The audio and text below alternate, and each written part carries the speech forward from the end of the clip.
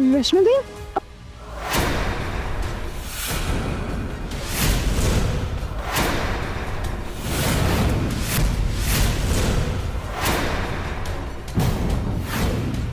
અરે રશ્મિબેન, તમે ક્રિશ? અરે રશ્મિ આંટી, નીચે શું કામ બેઠા છો? નીલા, અરે રશ્મિ માસી, તમે અહીંયા નીચે કેમ બેઠા છો? તમે લોકો અમારા ઘરે નથી આવી શકતા, પણ અમે તો તમારી સાથે રહી શકીએ છીએ ને.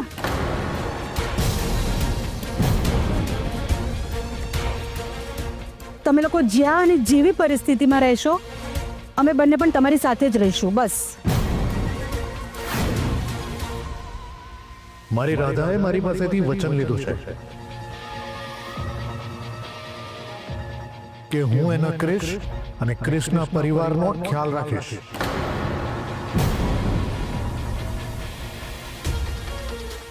ને અમે લોકો અમારી દીકરીએ આપેલું વચન નિભાવીશું.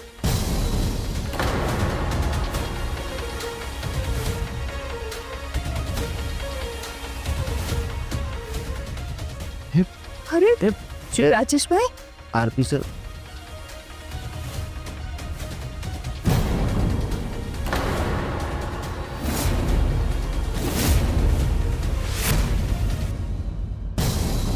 હા શું થઈ ગયું? મેં તને કહ્યું હતું કે કંઈક કર, પણ તે મારી વાત જ ન માની.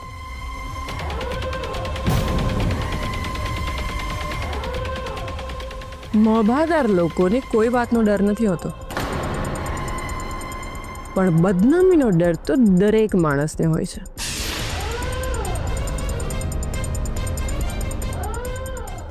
તો શું કહેવા માંગે છે? ન્યૂઝમાં અને છાપામાં આવશે, શહેરના મોટા બિઝનેસ ટાઇકૂન રાજેશ પરીખ અને એના વેવાણ ઉર્મિલા નાણાવટી રસ્તા પર આવી ગયા, તો બંનેની આબરૂના ધજાગરા ઉડી જશે. તો હવે શું કરવાનું છે પ્રિયા? જે કરવાનું છે એ હું કરીશ. તું ફક્ત તમાશો જો.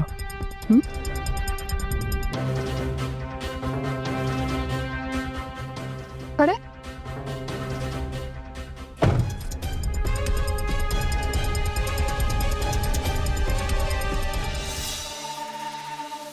પપ્પાજી, મમ્મીજી, પ્લીઝ તમે લોકો આવું ના કરશો. અરે તમે લોકો નીચે શું કામ બેઠા છો? ઊભા થઈ જાઓ પ્લીઝ. તમારા લોકોને અમારી સાથે આમ તકલીફ ઉઠાવવાની શું જરૂર છે? જો રાધાને ખબર પડશે ને કે તમે લોકો આવી રીતે રસ્તા ઉપર બેઠા હતા, તો એ મારા પર ગુસ્સે થશે. અને મેં રાધાને વચન આપ્યું છે કે દીકરો બનીને હું તમારી સેવા કરીશ, તમારી બધી જ વાત માનીશ. પ્લીઝ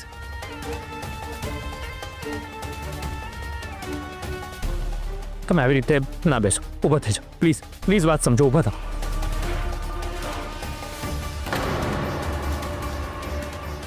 રાજેશ અંકલ, રશ્મિ આંટી, તમને આ રીતે નીચે બેસેલા જોશે તો લોકો શું કહેશે?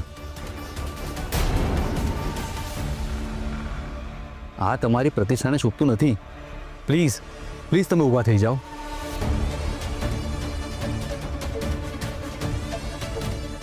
આરપી સર, રશ્મિ માસી, અરે તમે લોકો આવી રીતે બેસશો ને તો એ અમને કોઈને નહીં ગમે. અરે તો તમે લોકો આમ બેઠા છો, શું અમને ગમે છે એ બધું?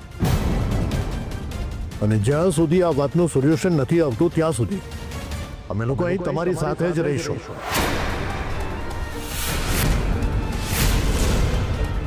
ભલે જે થવાનું એ થાય. અરે રાજેશભાઈ, તમે આમ ક્રિશ તો મમ્મી, હવે શું કરી? આ લોકો આવી રીતે રસ્તા ઉપર બેઠા છે એ યોગ્ય નથી લાગતું મમ્મી. હા મમ્મી, મને પણ એવું લાગે છે કે આપણે આ લોકોની ભાવનાઓને સમજવી જોઈએ.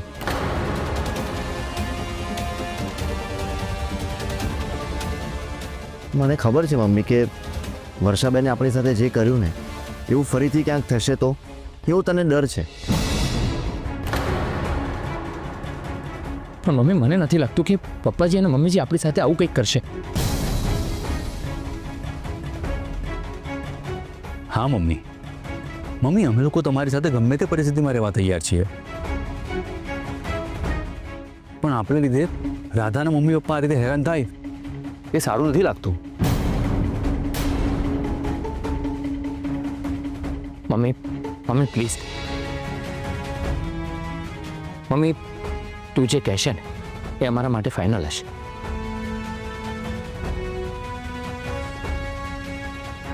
પણ હું પ્લીઝ ભગવાન ઉપર વિશ્વાસ રાખ,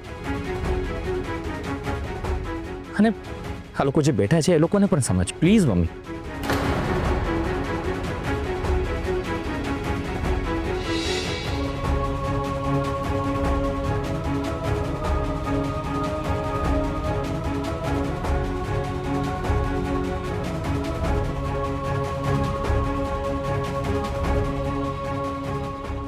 ઠીક છે,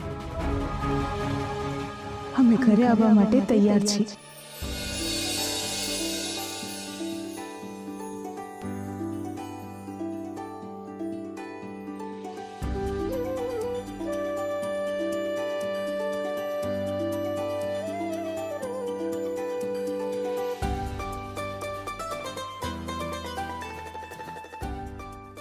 પણ અમારી એક શરત છે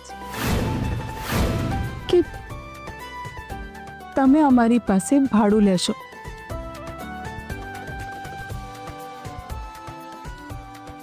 અને આપણી દીકરી રાધાની સેવા કરવાનો અમને મોકો આપશો.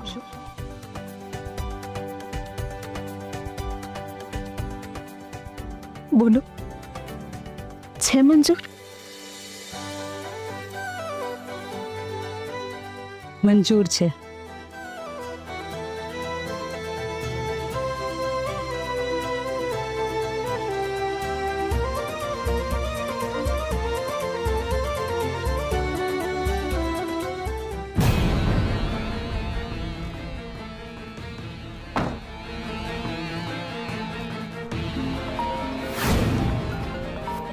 હેલો. હમણાં થોડી વારમાં મીડિયાવાળા ત્યાં પહોંચતા જ હશે. હવે આ ગોલવાઈ ગયા પછી ફાયર બ્રિગેડને બોલાવવાની શું જરૂર છે? એટલે તું કહેવા શું માંગે છે? ફિયા, જેનો ડર હતો ને એ જ થઈ ગયું. હવે કામ કરજે, આગ લઈને તૈયાર રહે છે. તારા ભાઈ અને ભાભી ક્રિશ અને એના પરિવારને તારા ઘરે લઈને આવે છે. શું વાત કરે છે? કેવી રીતે? આ ઉર્મિલા નાણાવટી માની કેવી રીતે ગઈ? ફિયા, મને પણ તો એ જ નથી સમજાતું. મારી બધી મહેનત એ લોકોએ બરબાદ કરી નાખી. નો નો નો, હું આ લોકોને નહીં છોડું. હું આ લોકોને નથી છોડવાની. મારે આ લોકોનું કંઈક કરવું પડશે. તું શાંત થઈ જા, આપણે કંઈક વિચારીએ છીએ.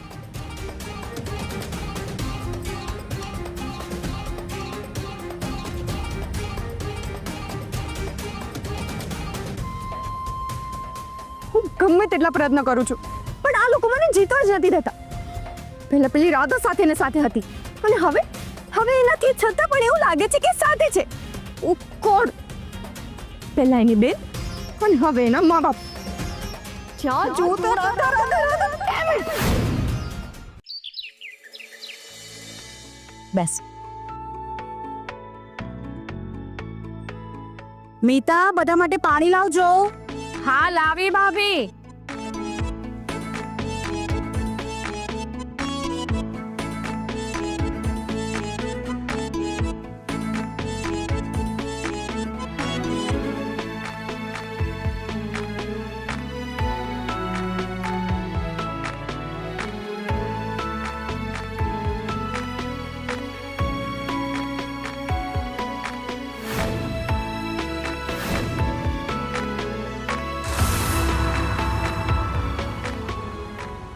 તમે બધા રાધાને જોવા આવ્યા છો. રાધાને ગમશે. હવે જમ્યા વગર નથી જવાનું. હા,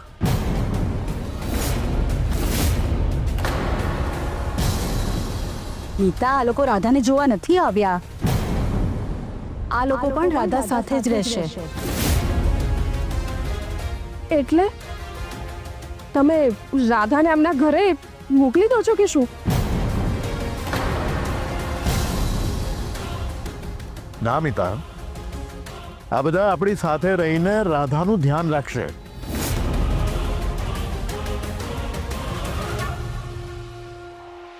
રાધાનો પરિવાર હવે આપણી સાથે જ રહેશે. હા તો તમે બહુ સારું કર્યું ભાઈ. હવે આપણે બધા સાથે મળીને રહીશું. રાધાને ગમશે.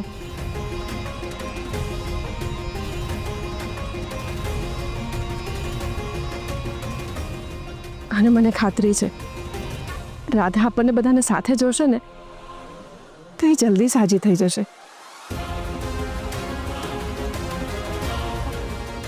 તમને વાંધો ના હોય તો હું રાધા પાસે જઈને થોડી વાર બેસી શકું? અરે કેમ નહીં, ચલો હું તમને એની પાસે લઈ જાઉં.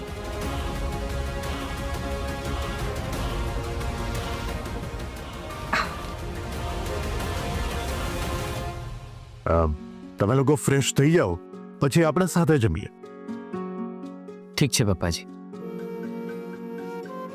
ઉર્મિલાબેન, આ તમારું જ ઘર છે, સો ફીલ કમ્ફર્ટેબલ. આવો, હું તમને તમારો રૂમ દેખાડી દઉં. ચા.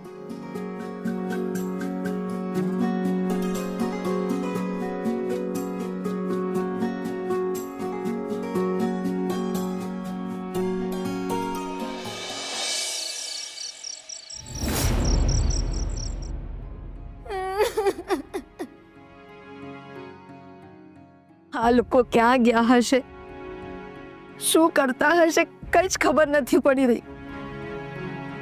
આવી પરિસ્થિતિમાં કયા મોઢે શૌર્યને ફોન કરીને પૂછવું એ પણ નથી સમજાઈ રહ્યો. વર્ષા, તું હજી સુધી મોઢું લટકાવીને અહીંયા શું કામ બેઠી છે? અરે મને બહુ ભૂખ લાગી છે, ખાવાનું આપણે જલ્દી.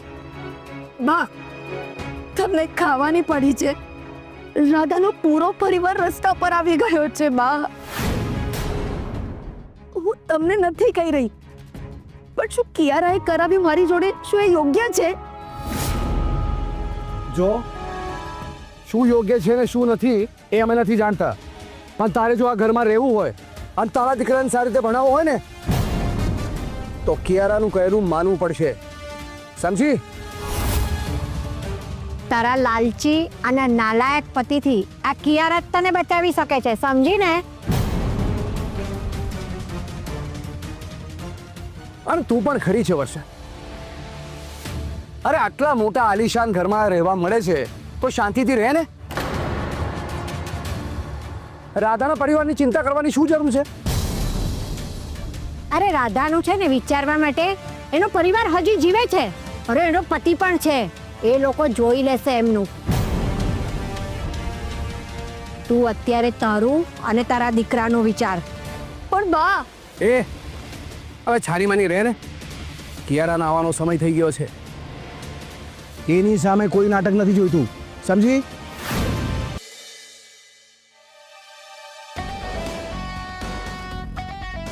અરે મારી રીની, તું આવી ગઈ?